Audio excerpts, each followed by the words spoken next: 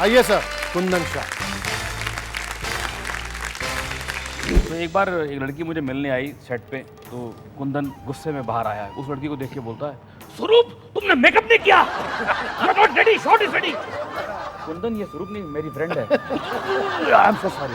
Teacher हमारे headmaster थे, वो पूछते थे सबको कि तुम क्या बनना चाहते हो। तो जब मेरा टर्न आया तो मेरे हेडमास्टर ने पहले ही मुझे बोला, हाँ मुझे पता है तुम क्या करोगे, तुम्हारा पिताजी बिजनेस करते हैं, तुम भी बिजनेस करोगे। तो मुझे इतना रिलीफ हुआ कि मेरे लिए किसी और ने जवाब फैसला कर दिया। मुझे क्या करना था वो पता नहीं। कुंदन को देख के मुझे हमेशा ऐसा लगता था कि जैसे कोई साइंटिस्ट लेबोरेटरी में एक्सपेरिमेंट कर रहा है और अगर टेस्ट ट्यूब बेबी पैदा नहीं होगा तो ये मर जाएगा। पूरा एपिसोड देखिए ZEE5 पर।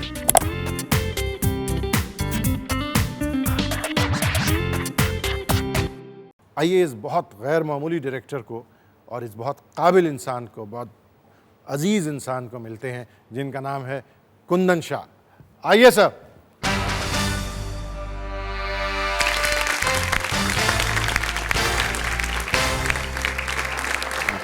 सर क्या हाल है? फाइन सर अरे आप बैठे खड़े रहें, भंगड़ा करें। पहले हम जो है एक झलक देख लेते हैं इस पर्दे पर। मैं तुम्हारी उदासी देख नहीं सकता हूँ आना। तुम्हें तो दुनिया की सबसे खुश लड़की होना चाहिए। मैं लड़ूंगी क्योंकि मैं जानती हूँ कि मैं सही हूँ। वो पहाड़ी देख रहे हैं आप? हाँ हाँ वो वाली, हाँ, वो ऊंची वाली। उसके पीछे। नहीं नहीं, आप उससे नीचे उतरिए, आपको एक छोटा सा तालाब मिलेगा। तालाब? फिर लग गई दो पार हमरे पिया को, ओए रे खवैया। ये क्या है? नाव वाले का गाना। नाव वाले का गाना? हाँ। आपके अलावा आपकी फैमिली का तो कोई मतलब फिल्म मेकिंग से या फिल्म इंडस्ट्री कोई ख़ास ताल्लुक नहीं? नहीं। तो फैमिली करती क्या है या करती क्या थी?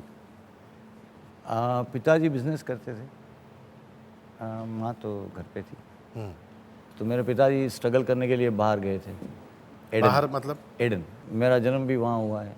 फिर वहाँ से स्कूलिंग करके मैं इधर आया, इंडिया आया, और यहाँ मैंने पढ़ाई की और फिर आगे बढ़ते गए हम ऐसे। तो फिल्म इंडस्ट्री से ताल्लुक मतलब कैसे जुड़ गया? टीचर हमारे हेडमास्टर थे, वो पूछते थे सबको कि तुम क्या बनना चाहते हो। तो मैं घबरा रहा था, मेरा टर्न आएगा कि मैं क्या बनना चाहता हूँ, क्या जवाब दूंगा। तो जब मेरा टर्न आया तो मैं खड़ा हुआ, तो मेरे हेडमास्टर ने पहले ही मुझे बोला, हाँ मुझे पता है तुम क्या करोगे, तुम्हारा पिताजी बिजनेस करते हैं, तुम भी बिजनेस करोगे, तुम कॉमर्स ज्वाइन करोगे। तो मुझे इतना रिलीफ हुआ कि मेरे लिए किसी और ने जवाब फैसला कर दिया। मुझे क्या करना था वो पता नहीं, और यहाँ तक ये किया कि कॉमर्स भी ज्वाइन कर लिया। सर कजिन साहब का आप परिचय करवाएं। मैं कह नहीं सकता हूँ, मैंने जो लवेरिया फिल्म लिखी है और लवेरिया का जो पूरा मैंने वो फिल्म रिलीज़ नहीं हुई, लेकिन जो पूरा माहौल मैंने जो, और जो क्या कहना में आपने घर देखा, जी हाँ जी हाँ, वो जो स्टेज पे पूरा मतलब पूरा चित्र यहाँ से मेरे यहाँ से आया। हमारे घर से लाइक। जी। आप क्या करते हैं शाह साहब? मैं आई सर्जन हूँ, ऑफ्थल्मोलॉजिस्ट। और हमारे लिए, हम उसको मुकेश बोलते हैं, हमारे घर का फैमिली नेम मुकेश है। कुंदन शाह तो हमको भी बाद में मालूम पड़ा कि उनका नाम कुंदन शाह, जब वो इतने फेमस हो गए। लेकिन हमारे लिए वो इंस्पिरेशन है, प्रेरणा का स्रोत है। One and only Rakesh Bedi साहब, आदाब सर। हाँ वही सर। बताता सर यहाँ आ जाइए सर। और रवि ओझा साहब का भी जिक्र आप भी करते रहे थे। ये साहब इतना इंस्पायर करते थे। हम रात को पिक्चर निकल के आते थे तो वो इनका रहता था, ओ सिनेमा कम टू मी। ये पॉइंट थे सर। भाई आमतौर से ये माना जाता है कुंदन बहुत अच्छे डायरेक्टर तो हैं ही, लेकिन बहुत खून चूसने वाले डायरेक्टर हैं। कुंदन को देख के मुझे हमेशा ऐसा लगता था कि जैसे कोई साइंटिस्ट लेबोरेटरी में एक्सपेरिमेंट कर रहा है और अगर टेस्ट ट्यूब बेबी पैदा नहीं होगा तो ये मर जाएगा। ऐसी फीलिंग मुझे आती थी। मतलब बिखरे हुए बाल, जूतों पे पॉलिश नहीं, बड़े हुए नाखून। तो एक बार एक लड़की मुझे मिलने आई सेट पे, तो बाहर मैं गया तो उसको मिल रहा था, तो कुंदन गुस्से में बाहर आया। उस लड़की को देख के बोलता है, स्वरूप तुमने मेकअप नहीं किया, you are not ready, shot is ready. Kundan, ये स्वरूप नहीं, मेरी फ्रेंड है। I am so sorry. Kundan is always lost like that and focused like that, but probably that's the reason that I think he made the comedy films very seriously. He took comedy very seriously. Sir ये मेरी बड़ी बेटी है त्विषा। हाँ, जैसे, आप इनकी फिल्में देखती हैं क्या? Of course. 10 times. Definitely. 10 times. But मतलब you enjoy the film or Oh, yes. नहीं let me complete नहीं, this हाँ, sentence. Let me complete this sentence. जल्दी मत बोलिए और सच मैं बता दूंगा। and then do you go and tell him कि ये क्या है, ये क्या आपने बनाया? मतलब हर फिल्म का हर हिस्सा तो इतना अच्छा नहीं होता। Of course. हाँ, ये तो होता आप ही जाके है। इनका कान मरोड़ते हैं कि नहीं मरोड़ते? या बोलते हैं उनको। नहीं मैं उनको कहानी सुनाता हूँ। क्या है, ये सर पहला ये अनपेड ऑडियंस रहती है, तो इनको आप कहानी सुनाओ वो बोलेंगे ये ठीक नहीं है। वो अभी मैं जो फिल्म बनाने जा रहा हूँ नेक्स्ट, ये तीनों को अच्छी नहीं लगती है। वो बोलते हैं पापा इतनी सीरियस फिल्म क्यों बना रहे हैं आप, ये क्यों कर रहे हैं। मैं बोला तुम स्क्रिप्ट पढ़ो, बोला नहीं पापा ये तो उनका। लेकिन उनको बता के क्या होता है कि आप जितनी बार नरेट करते हैं, मेरे कितने दोस्तों को मैं भगा देता हूँ घर से, स्टोरी कहानी नरेट बोला मत कर यार तू फिल्म बना, क्योंकि वो लोग सो जाते हैं, फिर मैं उनको जगाता हूँ यार सुन यार कहानी अभी खत्म नहीं हुई है। तो क्या होता है ये उनके आप ट्राई करते रहते हैं। बहरहाल हम कुछ तस्वीरें देखते हैं जुड़ी हुई याद से।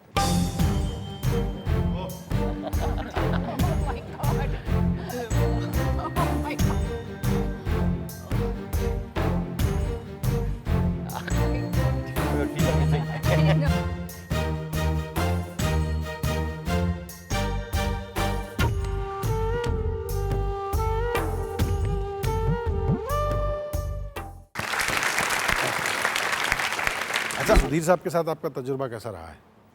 सब मैं तो इनका एक परिवार में आया था, मैं विनोद चोपड़ा साहब को असिस्ट करने बम्बई। तब हम लोग क्यों आते थे बम्बई हमको खुद नहीं पता था, क्योंकि फिल्में उस तरह की बनानी नहीं थी, टेलीविज़न था नहीं। तो एक कोई फिल्म बनती थी तो सबको नौकरी मिल जाती थी। तो मैं सबसे जूनियर असिस्टेंट था विनोद का और ये प्रोडक्शन कर रहे थे। तो ऐसे तारुफ हुआ हम लोगों का जी। और फिर मैं इनका असिस्टेंट हो गया। और मेरा घर था ऐसा सायन में इनके घर के पीछे, तो वहाँ मैं क्योंकि अकेले रहता था तो ये स्क्रिप्ट लिखने वहाँ आने लगे। जाने भी और वहाँ लिखी गई है, जाने भी और मेरे घर में वहाँ लिखी। और सुनाने भी, हाँ ताकि ये भी घर से। तो वैसे से सुनते सुनते फिर वो इन्होंने क्रेडिट भी दे दिया एंड में मुझे स्क्रिप्ट का। हाउ डिड यू कंसीव कभी हाँ कभी ना? एक आमिर की फिल्म तब रिलीज़ हुई थी, one of his lesser films. देख के मैं और मेरे पंकज अडवाणी मेरे साथ काम करते थे इंस्टीट्यूट से, हमने देखे, मैंने बोला ये तो यार ये कितनी अच्छी फिल्म बन सकती है यूथ पे। तो जाके हमने कोशिश की, शुरू की, लिखी थोड़ी बहुत, ट्रायंगल ऐसे देख रहे थे हम, सुनील आना, क्रिस आना, टॉप एंगल से, मज़ा नहीं आ रहा था, छोड़ दी। कुछ दिन बाद वो पंकज रास्ते से कुछ किताबें उठा के लाया था, उसमें एक किताब 5 रुपये की थी, वो किताब का नाम था स्वेल सीज़न, जोसेफ स्कॉरेकी, चेक राइटर है। वो मैंने पढ़ी, ऐसे ही उठा के पढ़ी और अचानक फिल्म आ गई सामने। क्योंकि उसमें क्या था कि वो एक हीरो था, उसका पॉइंट ऑफ व्यू से फिल्म बनाई गई थी। तो फिर हम लोगों को लगा हाँ कभी ना अगर हम सुनील को अंडरडॉग बना के बनाए फिल्म, तो वो पूरी तो एक वो फिल्म खुल सकती है। और फिर हम लोग ने 14 दिन में वो फिल्म लिख डाली। आप जाने भी तो यारो भी बनाते हैं, आप ये जो है ज़िंदगी बनाते हैं, आप कभी हाँ कभी ना भी बनाते हैं।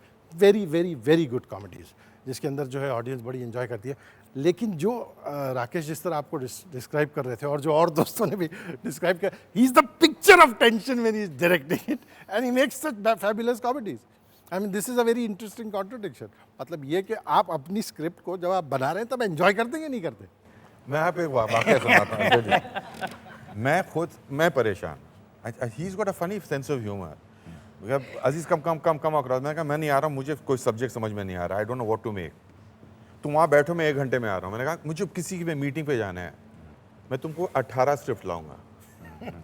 I will give you 18 ideas. Believe you मैं 1-1.5 घंटे के बाद आए विद 18 आइडियाज़, 2 लाइन्स। देखो ये एक पूरी स्क्रिप्ट है, ये एक पूरी स्क्रिप्ट है। This is Kundan is. पूरा एपिसोड देखिए ZEE5 पर।